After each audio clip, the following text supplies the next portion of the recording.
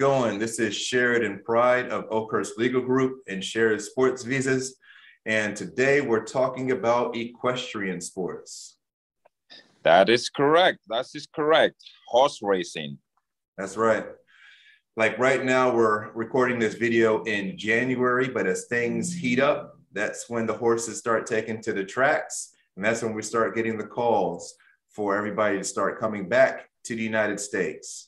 That is right. We already have some early birds are calling already, and they want to, have a head start on this. They don't want to wait until last minute, and that's what we encourage everyone to do. Try and plan ahead. That's correct.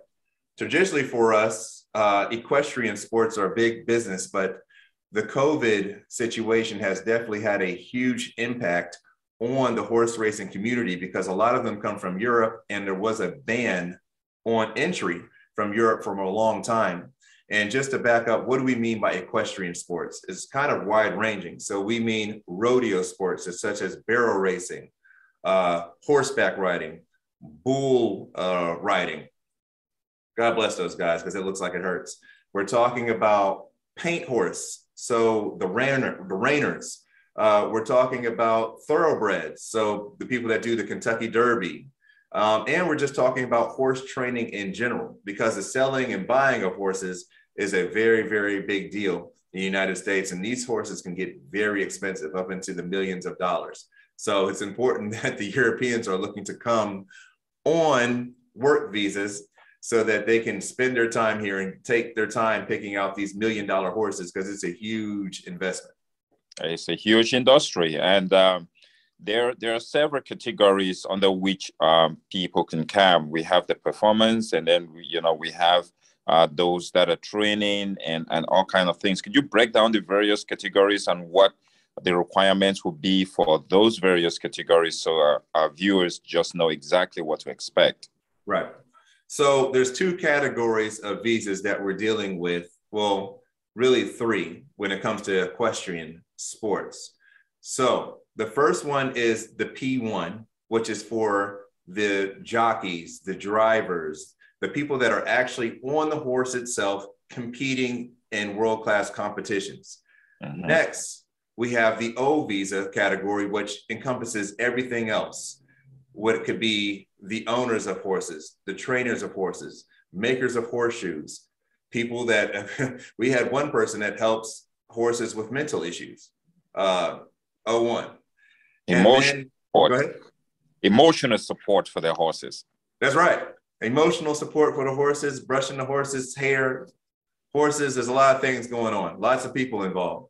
And then for the owners and investors in horses is also the E2 treaty country investor visa that we sometimes put some people in. So if you're from certain countries, they have a treaty with the United States. If they invest a certain amount of money, they can get a non-immigrant visa, which of course makes sense in the very expensive business of horse racing. Absolutely, absolutely. And can these various candidates come with their families? Oh, for sure. So all of the visa categories I mentioned have the ability to get derivatives. And derivative visas just mean your spouse and children under the age of 21. So for the P visa category, the derivatives are P4 categories. For O1 visas, the derivatives are O3 categories. And then E2s, they give E2 without work authorization to the family members that are the spouse and children under the age of 21. Absolutely. And it's a very easy process. With an approval letter, the family members just need to take that to the embassy or to the embassy to be able to get their visas, correct? Yep, that's correct. You take the approval notice and like your proof of relationship. So it'd be the marriage certificate and the birth certificates of the children. Certificate, right. And if you're already in the United States and not on an ESTA, you can just change your status from visitor visa to P4 or O3. It just takes a long time for some reason. They just let it sit there for a while, but you're fine to stay while it's pending, even if your B1 expires. The one thing I definitely want to touch on too is, how do I know if I need the P-1 versus the O visa? Very important. So you need the P-1 only if you're coming to compete and that competition is going to be your primary activity. A lot of times with people that race horses, they might do competitions sometimes, but spend most of their time training horses or doing work in the stables.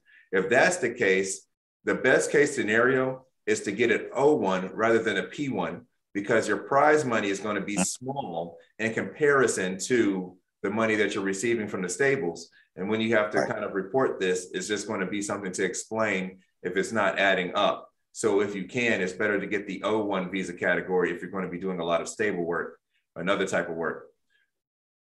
Absolutely, absolutely. So as it's warming up in the United States and as we're trying to get COVID under control, I'm hoping that this summer is going to be better than last year. And guys, call us, contact us, and let's start this process for you. Let's get it going. Have a great one, and you can reach us by email at our website or call us at 704-243-8178. Have a great day. Thank you.